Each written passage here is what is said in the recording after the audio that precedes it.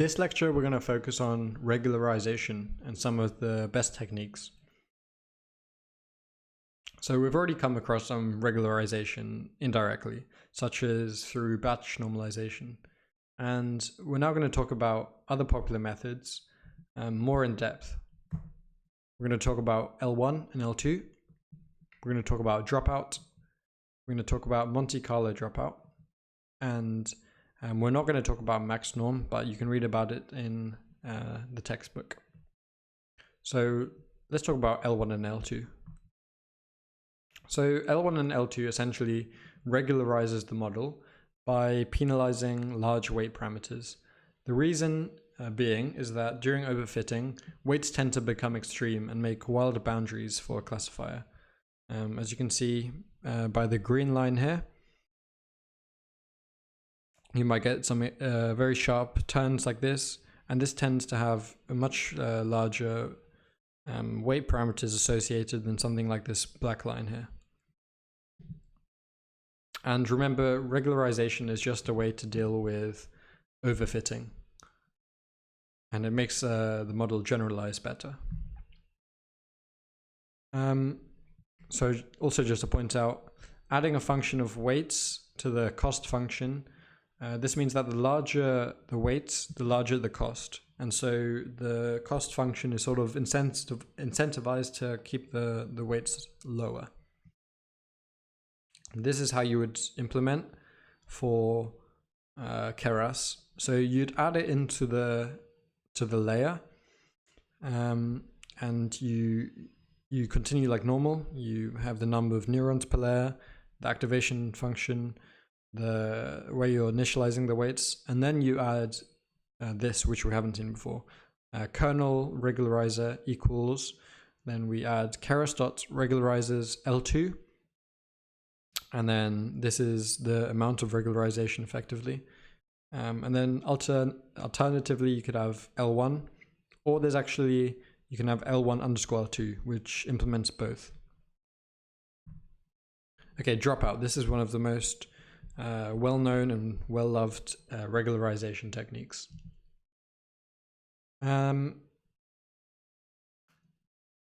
a way to think of dropout is going back to the biological analogy.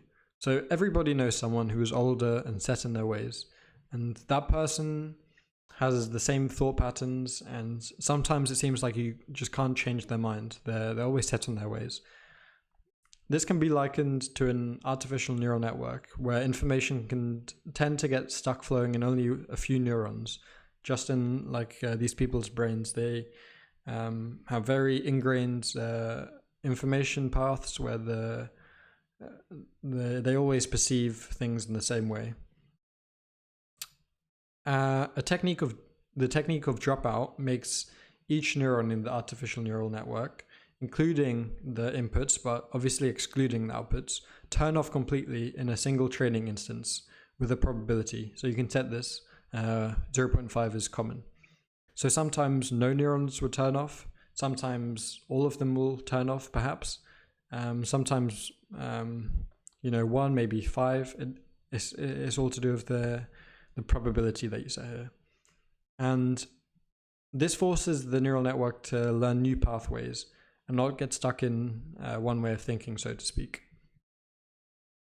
The higher the dropout rate, the higher the likelihood of more neurons getting turned off per training instance, and so the greater the effect of the regularization in general. And this is kind of a visual representation. Here's a standard neural network being trained. Here, some of the neurons have been turned off during dropout, and now you can see that there's very different paths, and this is almost an entire new neural network. In fact, it is an entire new neural network. At each step, you're training an entire new neural network.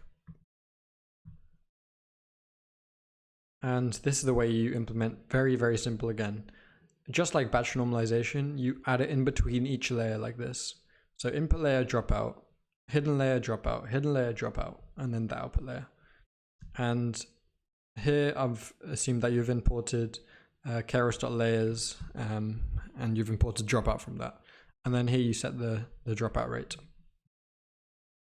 But okay, this is something you need to remember and always implement. So an important detail is that you must multiply the neuron's input connection weights after training by 1 minus key prob. And this is because, okay, let's say that we have this neural network here, and you have the rate set to 0.5. During testing, each neuron will be connected on average to twice as many input neurons. So we need to adjust for this by multiplying by 0.5. After training a neural network with dropout layers and a dropout rate of 0.2, what should you multiply the input weights by before testing after training? I'll let you pause the video and think of what the answer could be.